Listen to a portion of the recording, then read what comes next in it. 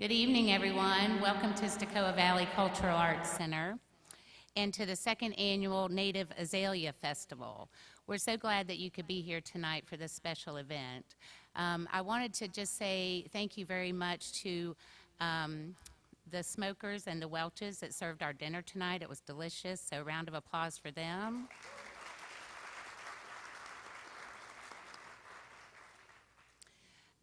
A couple of things around the building. We have our new Courtyard of the Cherokee rack card, and it has some information about our courtyard, which is right out these doors on this side of the building. If you haven't been out there, we will be taking an intermission. I encourage you to go out there to see the gardens and the flame sculpture. It's just really beautiful. And it's an educational exhibit around the snowbird Indians that live right here in Graham County and the 7 clans of the eastern band of Cherokee Indians. So pick one of those up. We have some classes scheduled. There's also a gospel singing over in Snowbird in July, and then of course in October the Welch family sings gospel here for our Harvest Festival. There's another rack card, and we have these everywhere. If you can't find one, just find me and I'll get you one. This is our 20th season of presenting an Appalachian Evening summer concert series. And yeah, 20 years.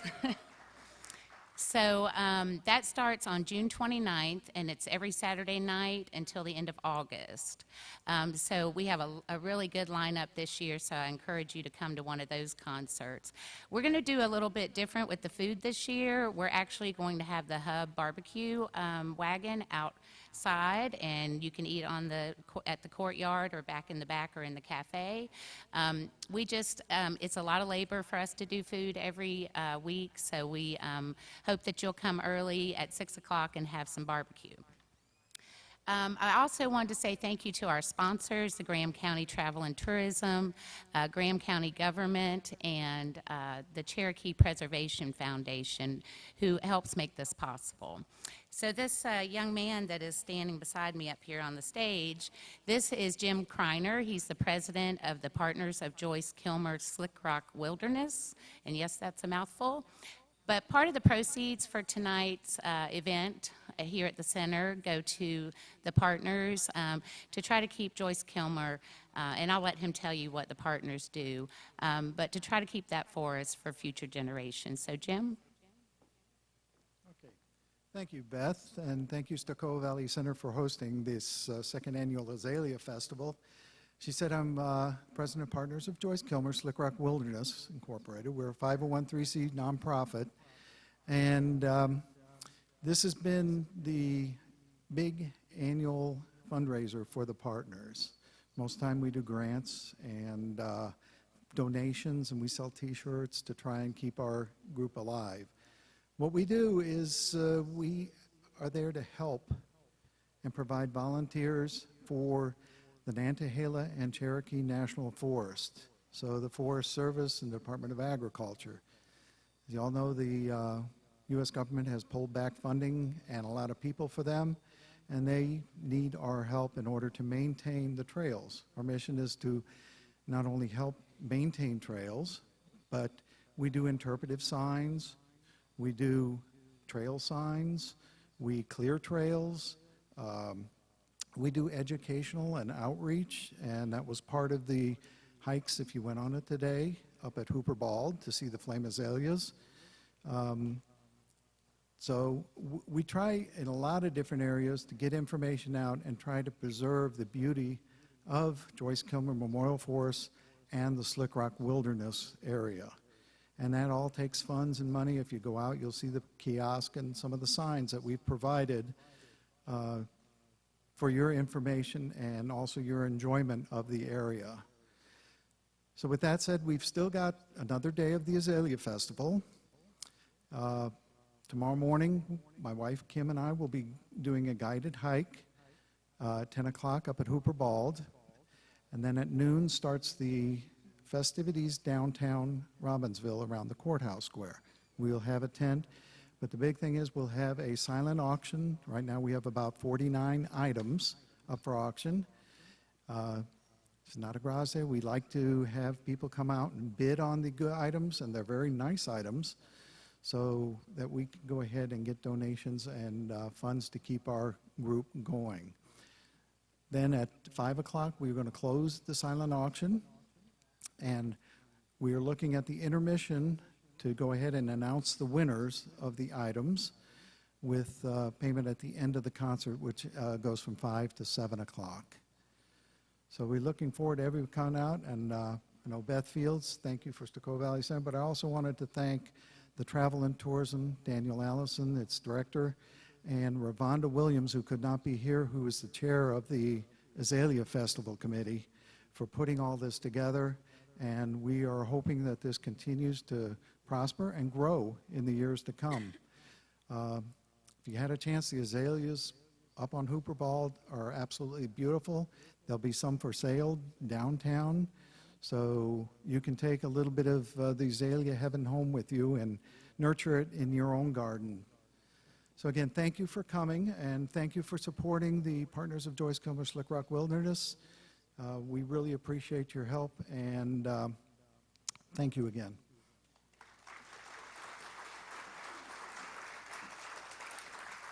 Okay, when I was out backstage, gentleman said I had to pronounce or introduce him like I was on the radio. And I told him that I sound like a chia pet if it could talk. So I'm just going to say, welcome to the Deer Clan Dancers.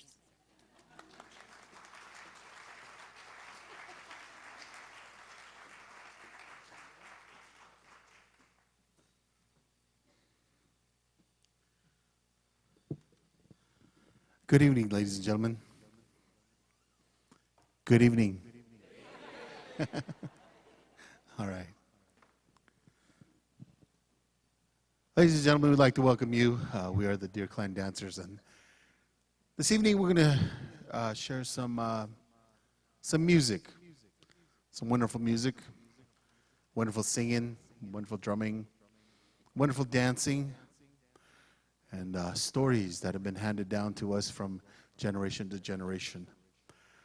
My name is Lowry Begay, and I would like to start off here, begin real slowly with some flute music.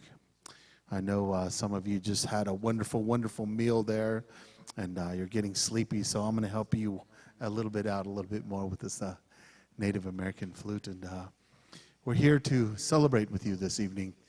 And the Native American flute was a powerful instrument. It was given to us long ago. They say it was the birds that gave us this Native American flute. They say that it was used for many purposes. Some people say that there was a warrior long ago that he was lost, and not that he was lost out in the woods as he would be lost, but lost in life, lost in his guidance.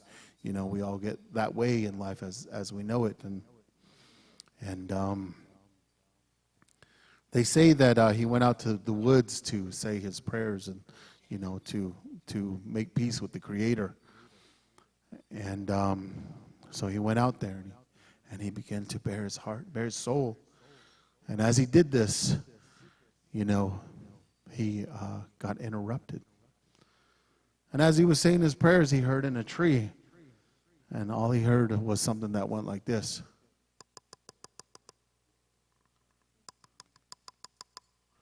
And it was a woodpecker pecking on a hollow branch. And the warrior looked up at him like, you're disturbing me here, you know. And but he knew it was a bird, and he knew that, you know, that he was living life just like everybody else. And he continued to say his prayers. And he continued to say his prayers. He got interrupted again. That sound came back.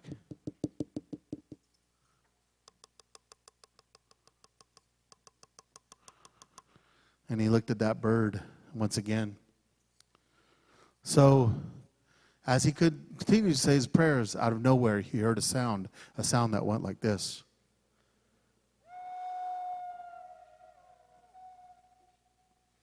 And that sound that he heard, he realized that it was the wind was blowing.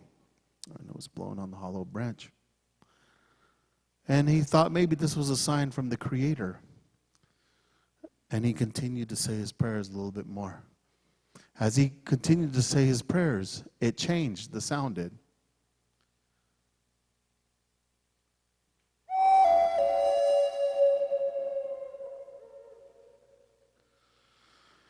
And when that sound changed, he was looking up.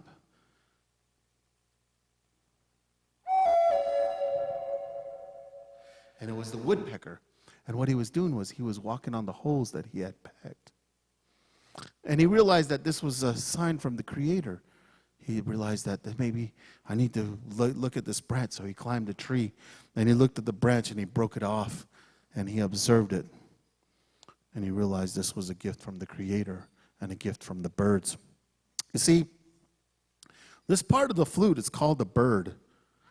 And in the old ones, they had a bird with its mouth open in representation of the flute. And usually, long ago, it was a loon. So that was how this flute was given to us. It was given to us by the birds, and it was given to us by the Creator and the wind. A few years ago, I did my first album, and on my first song that I composed was a song called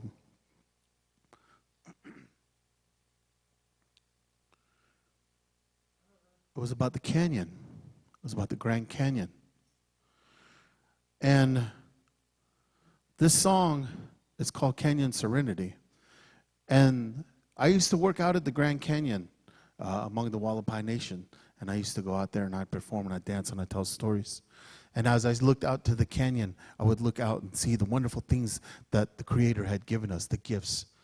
And the gifts of the rocks and the gifts. And it would look like a giant painting. And there'd be mornings I'd wake up and I'd go there to the canyon and I'd see a snake slithering by or a bighorn sheep running by. And then there'd be mornings that I'd see an eagle flying, or there'd be mornings that I'd see a thunderstorm coming. And I'd look into the canyon and it just looked like a painting. It looked like Niagara Falls. It looked like Petra. It looked like all these wonderful, beautiful things, the gift that the Creator has given us, waterfalls and everything. And it reminded me about love and how love is and how we have love for the Creator and the things that the Creator has given us. So this song right here is for the Creator. It's a song for us and the love that we share for one another as man and as woman, and the love that we share for this earth, and the love that we share for our children, and the love that we share for our brothers and sisters, and so on. Ladies and gentlemen, Canyon Serenity.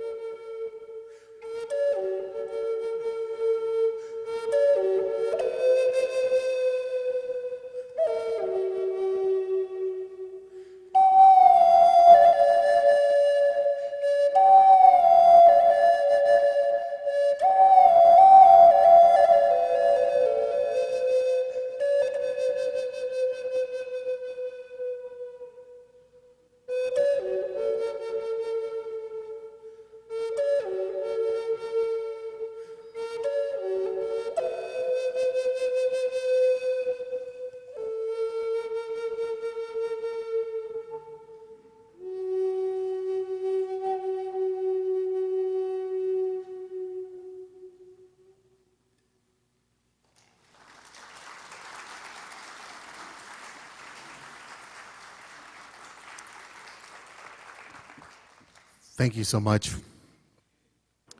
My father was a flute player. I mean, he still is. And he's the one that gave me the gift of the flute. They say that the flute was also used for another purpose, and that was used for love. They say that in long ago time that when a young warrior liked a young lady, he would stand outside her teepee and he would pour his heart out with this instrument and telling the young lady how much he cared about her. Now, if it was among the Apache, it would be like outside the Wickiup. And if it was up further north among the Mohawk and the Iroquois, it'd be like outside the Longhouse. Among the Navajo, it would probably be like outside the Hogan. And among the Alaskans, it'd probably be like outside the Igloo. And around here, it'd probably be like outside of the apartment complex. And the warrior, he would pour his heart out, telling this young lady how much he truly cared about her. Now, she's probably inside the teepee, making dinner, making buffalo stew, or laying on the buffalo robe, deciding which series to binge on. And while the warrior was playing the flute, on the shoulder, he wore what's known as a courting blanket. So the warrior, he would pour his heart out. And if the young lady liked what she heard, she would step outside the teepee. And she would approach this warrior. And she would take this blanket and wrap it around her and stand right next to that warrior as he played.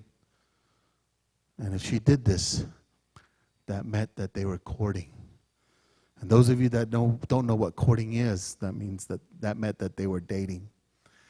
And for those of you who don't understand that meant basically she looked at dude and said, "Dude, I think you're hot too." And that was the way it was done long ago. But see, life doesn't always work that way. Because maybe when she was listening to him and when she was inside the teepee, she was thinking to herself, "Man, that guy cannot play the flute." Or maybe she was inside the teepee thinking to herself, like, actually, he can play the flute okay, but it's got some bad teeth. It's got some skinny ponies. His teepee's a little tattered, and I don't know if he can take care of me. If this happened, she would step outside the teepee, and she would throw sticks and rocks at him, tell him to go away. And that's the way it was done in the long ago time. Now, some of you ladies, I can't see you, but I know you're going like, "Oh, wow." But you still do that. You don't call the poor guy back. This is an interesting flute. This is called a triple-chambered flute. This is actually a gift to us from our wonderful friends way down south. You see, long ago time and into the modern day, we did something that was very sacred and sacred to all men of this earth. And it's called trading. Yes. And long ago time, the Aztecs, they gave us their flute. And their flute was made out of clay. And it was a multi-chambered flute like this. And we gave them our gift of the wooden flute. And when they gave us their gift, we noticed that their clay flute, that if we drop it, that it could shatter and it could break. And then we couldn't have a flute. And so what we did was we combined the two in bringing North and South America together and bringing the triple-chambered flute. And that's how this flute came to be born into our world as we know it. This is 3 flutes in one. And I'm going to play a song for you. It's called Chacko. It's in a place where I grew up out in the desert of New Mexico, where my grandmother lives. And that's where I chase lizards and jump sagebrush.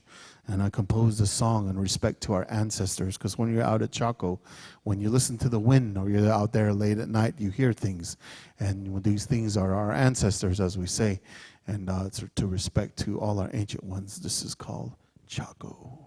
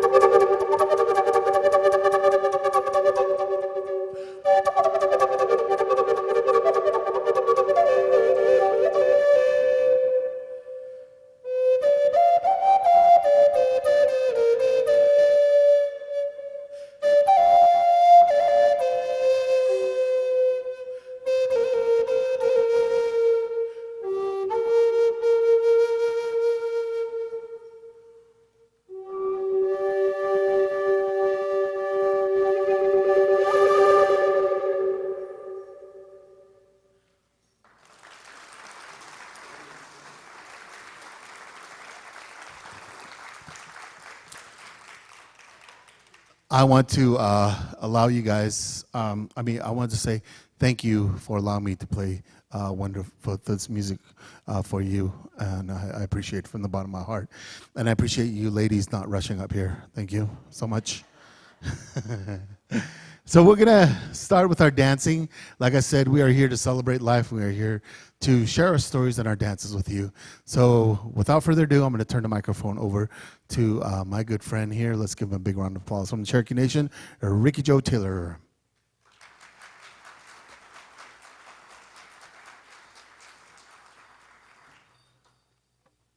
How you folks doing? I can hardly see you, so you're going to have to forgive me. All right, at this time, we're going to start off with our show. We're going to bring our dancers out let them see what you're going to see here in a minute. And after we do this little grand entry, we're going to bring them out individually and show their style of dance. So at this time, how about welcoming Deer Clan Production singers and dancers.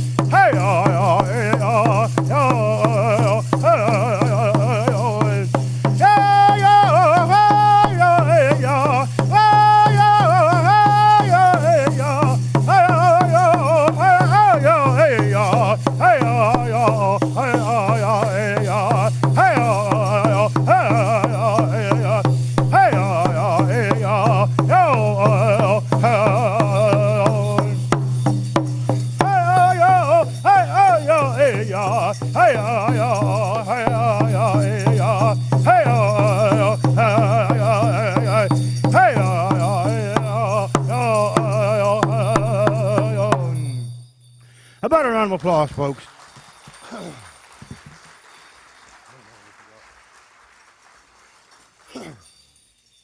All right, this first dance we're going to share with you is known as the Spirit and Shield Dance.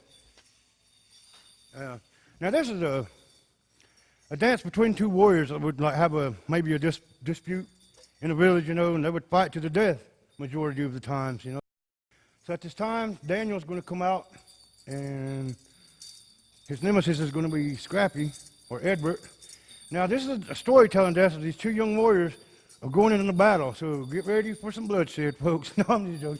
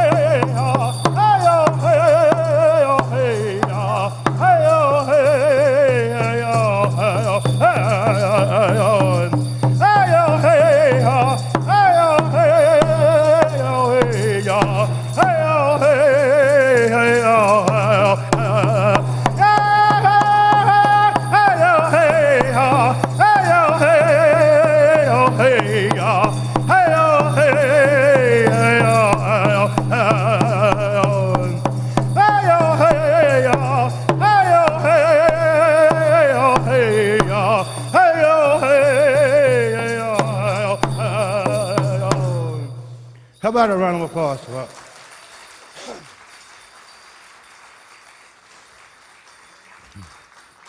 All right, we're going to give Daniel a little bit of time to take a quick break. He's going to come back out and share a dance with you that's known as the Eagle Dance. But in the meantime, while he's getting ready, I want to share a little bit of history with you folks. Now, anybody out there know when the Titanic sank? Anybody know? 1912. All right, folks, here's another known fact that you won't read in your history books in school. Did you know that there was a full-blooded Cherokee on board the Titanic when it sank? Nobody knew, really? Well, let me tell you then.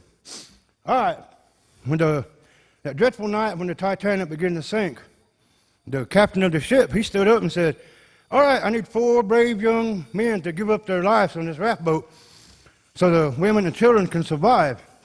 So the first one to volunteer, he was from England. He stood up and said, long live the Queen, and jumped off into the cold, icy Atlantic. The second one, he was from France, and he stood up and says, Vive la France, and he jumps off into the cold, icy Atlantic. And the third one, he was from Mexico, and he stood up, or Texas, he said, remember the Alamo, he jumped off into the cold, icy Atlantic. And the fourth brave volunteer, he was a full-blooded Cherokee from Cherokee, North Carolina. He stood up and he said, remember the Trail of Tears, and he grabbed a skinny white man and threw him overboard, Buck. All right, at this time, we're going to bring Daniel out. I bet you didn't know that, did you? All right, this dance here is known as the Eagle Dance. Now, throughout many indigenous countries, the natives all believe that the eagle is the highest flying bird that the Creator put on this earth. So therefore, we believe it flies closest to heaven, taking our prayers up to God, the Creator. And they say, the story goes, as this eagle was flying around the earth collecting prayers, a foolish hunter come along and shot this eagle out of flight. And as the eagle began to spiral back down to earth, this hunter realized what he had done. So he began to pray for that spirit of the eagle, and the Creator heard his sincere prayer and reached down and picked the eagle back up into heaven. So at this time, we give to you the Eagle Dance.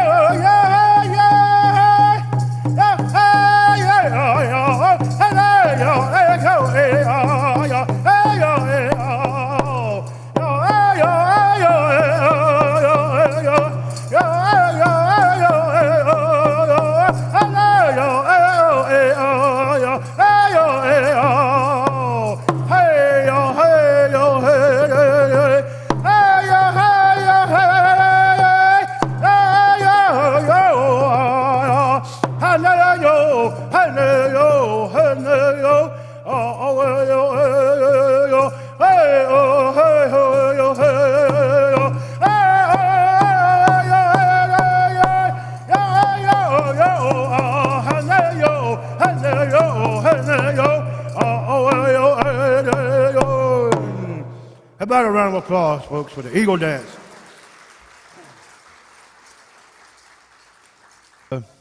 He's going to come out and share you his style of dancing, which is known. Oh, really? Oh, okay. Well, I'm kind of nervous being up here, you know. It's kind of hard being out here, I haven't done this in a while, but I've been doing it 35 years of my life, but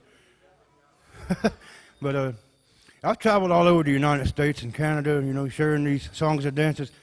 A lot of these dances that we're doing, they're not Cherokee dances, but we are Cherokee Indians, But we've learned all these dances from different tribes that came to our res back in the day, And this dance we're going to share with you here in a minute is one of the more modern dances. It came around back in the early 1930s, but it originated from the war dance, the old school war dances. They were all storytelling dances, We had to dance for just about everything, We had a beaver dance, a quail dance, And these warrior dances here, like I said, it was a storytelling dance. One warrior would go out and tell a story of how he, maybe tracked a bear down or a deer or whatever animal he was looking for, He'd tell the story how he tracked it, If anybody goes hunting, you know how you track your prey. Or another warrior, he would go out and tell a story how he encountered his enemy in battle, And that's how they, a long time ago we didn't have television, that was our form of entertainment. But later on in life, a young man by the name of Gus McDonald, he started making we call it a fancy war dance now, as you can see by all the elaborate colors he's wearing. A long time ago, we didn't have all these colorful feathers that you see on the back. Those are all turkey hackles. If anybody is familiar with Bass Pro Shop, that's where all these feathers came from, Like I said, a long time ago, we had the natural colors of the eagle or a hawk, a pheasant, a grouse, turkey, whatever we would find, we'd use it, roadkill. No, but this dance here, He's going to show you all his fancy footwork and all his fancy body movements that he learned by watching Tom Jones on TV on Saturday night. How about starting him off with a round of applause, folks? This is Daniel Tramper with his style of the fancy war dance.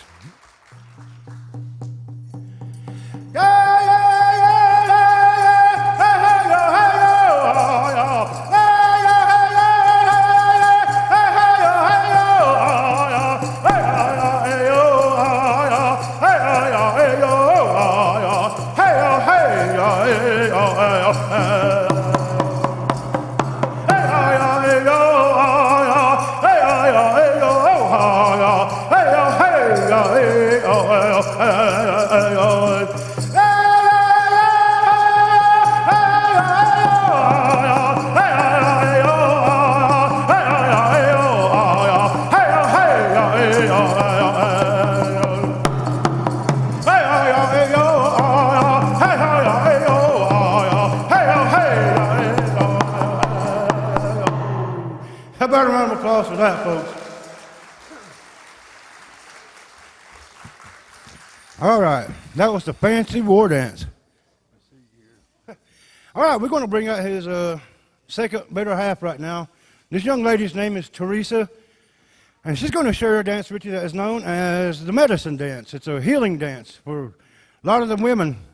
It originated around the Ojibwe area up in Canada by a young lady named Maggie White. You know, she wanted to dance with all the other young ladies, but she had an illness of a bad hip, you know, and that disability wouldn't allow her to dance. But she prayed really, really hard, you know, and she got out there and, you know, she started dancing, you know, praising the Creator, you know. And if you'll see this young lady, she'll be holding her hip, mimicking that old lady that had the hip problem, you know. That's why her hand's on her hip. Or either she's getting mad at her old man, that's how she stands too. No. All right, this young lady's name is Teresa, and she's going to share with you her style of the jingle dress dance. One push-up.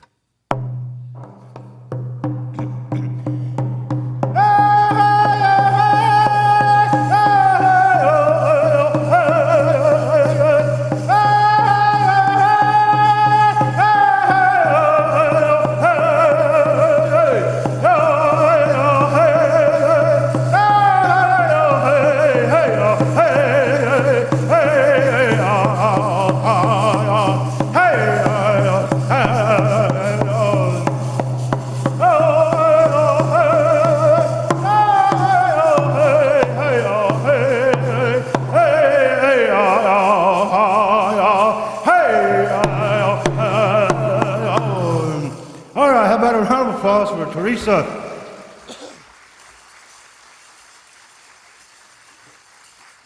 All right, at this time, we're going to let Daniel explain this next dance that we're going to share with you, so bear with me for a moment.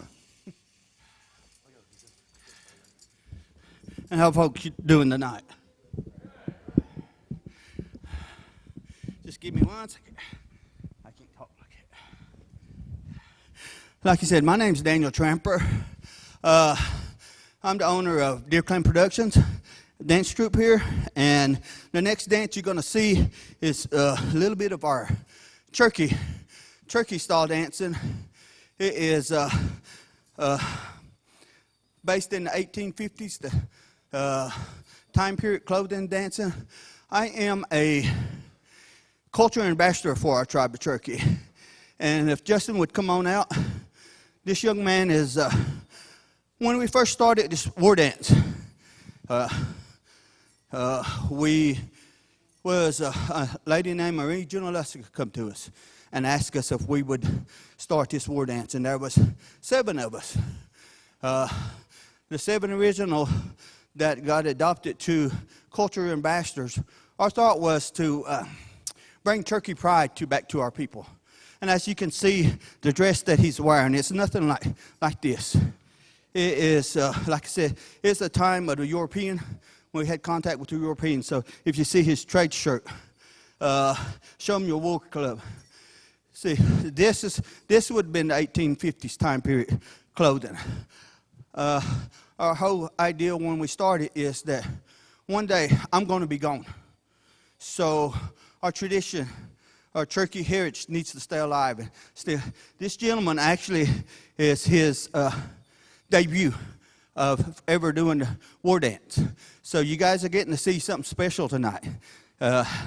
This young man, he started taking pride in his own culture. He's never been a dancer in his life. So this gentleman picked this up. He started performing the bonfire with us. And I asked him if he wanted to come down here tonight and perform. He said, yeah. He said, but you'll have to help me. So I've been teaching him and showing him. But like I was taught when I was young, only real way you're going to learn how to dance is to get out there. And you'll get to see my grandson here in a minute, and he's the same way. And like I told him, you get out of dancing what you put into it. If you put your heart into it, you'll become a great dancer. But it depends on what you put into it. So with further ado, I'd like to introduce Justin Arch and the Cherokee Warrior.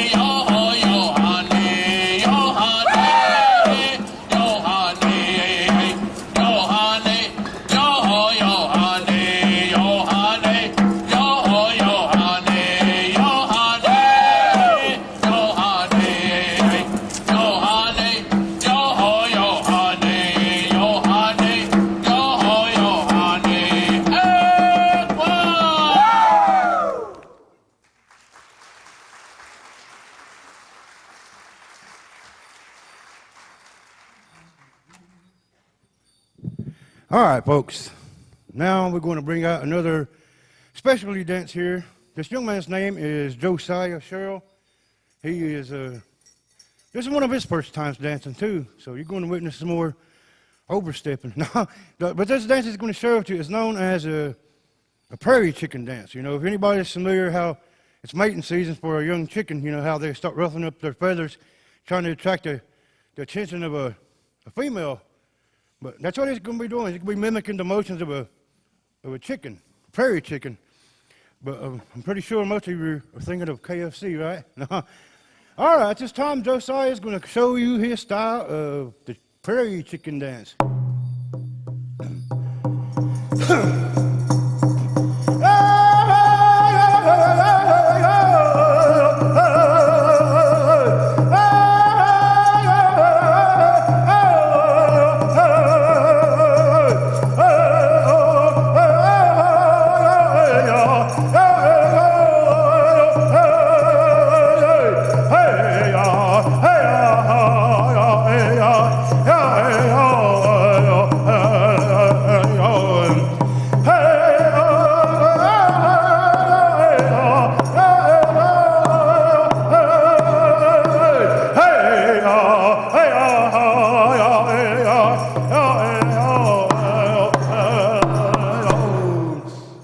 Applause for Josiah with his version of the prairie chicken dance.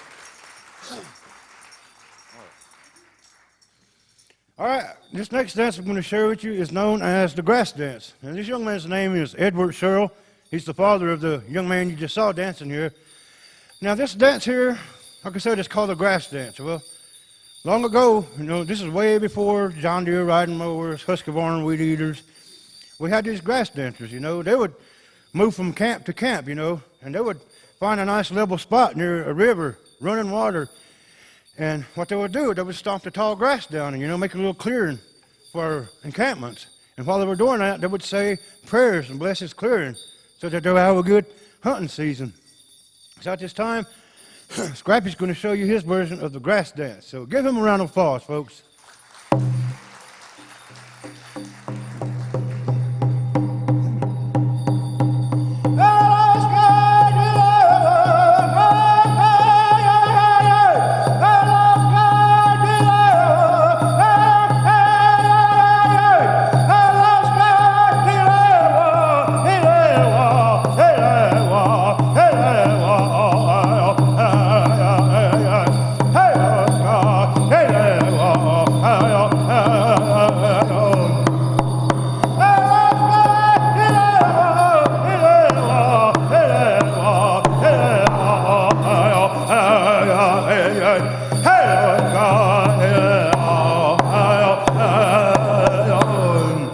How about a round of applause, folks?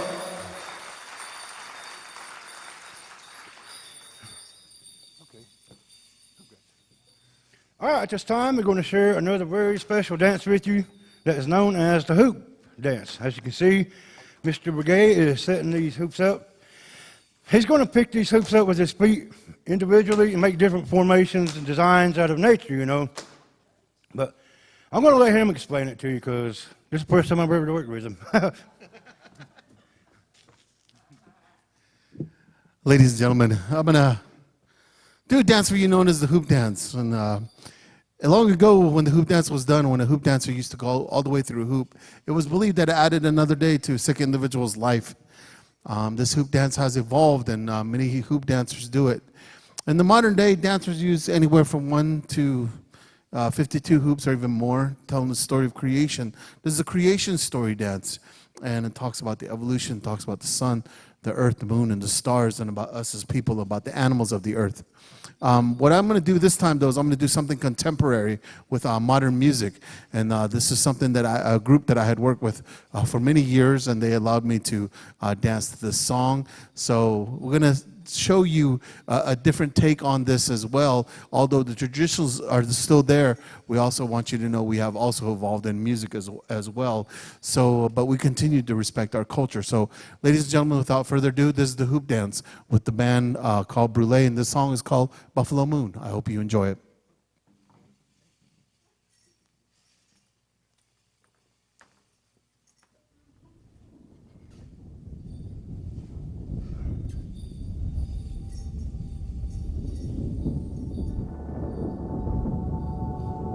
Wakiababa, Tureitoka, Wamikeni, Wamikarayawe, Warihuakiatani, Boma, Tikawakia, Parayokia, Ahikatavi, Kurakanwa, Yukiyuha, Yosanabori,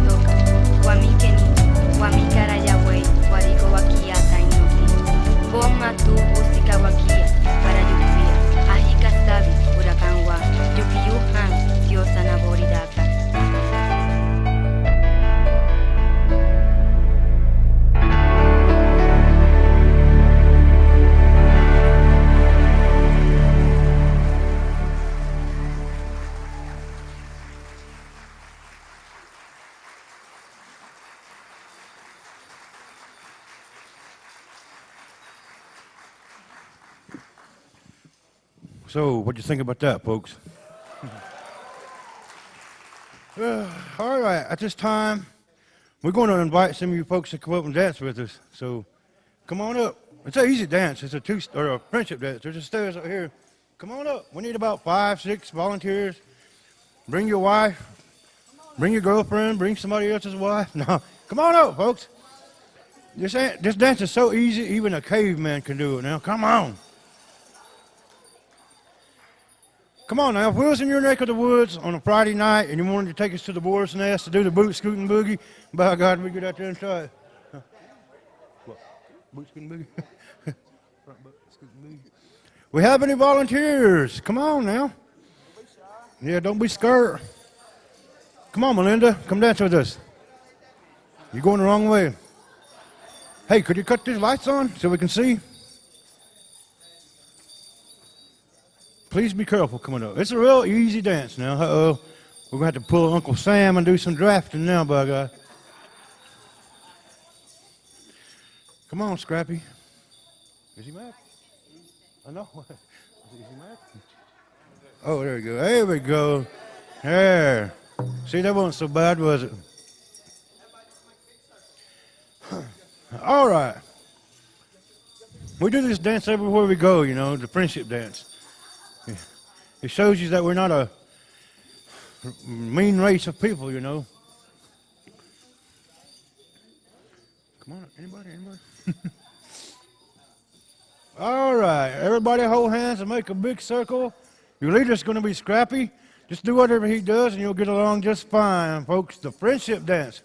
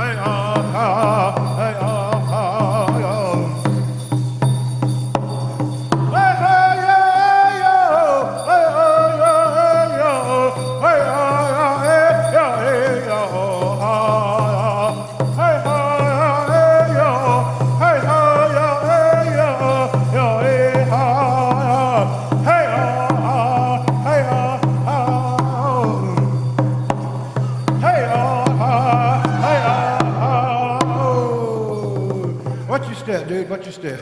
How about a round of applause, folks?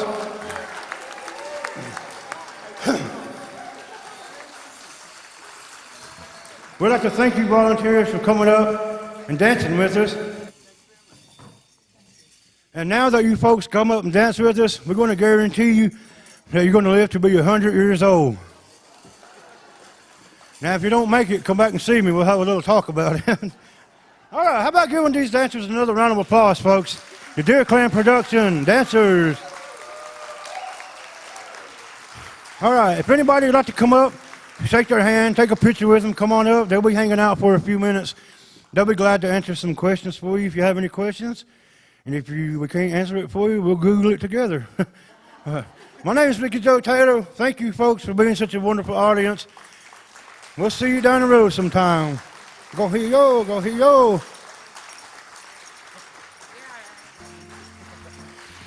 Thank y'all so much. Jim, if you'd come back up, please. So we had the bathroom issue. I did a little preliminary accounting. It's not a done deal, but I at least wanted to be able to present what we have on the books so far. So as I mentioned before, a portion of the proceeds from tonight's dance goes to the partners of Joyce Kilmer. And so here's a check for $615, and we really appreciate it. Thank you, Dave. Appreciate it. Thank you, everyone, for coming out. Thank you, Deer Clan Productions. That was wonderful. I thoroughly enjoyed everything. So, on behalf of partners Joyce Kilmer Slickrook, this is going to really help us out as far as helping to maintain the trails and keeping the area beautiful for everybody to enjoy for future generations. Thank you again.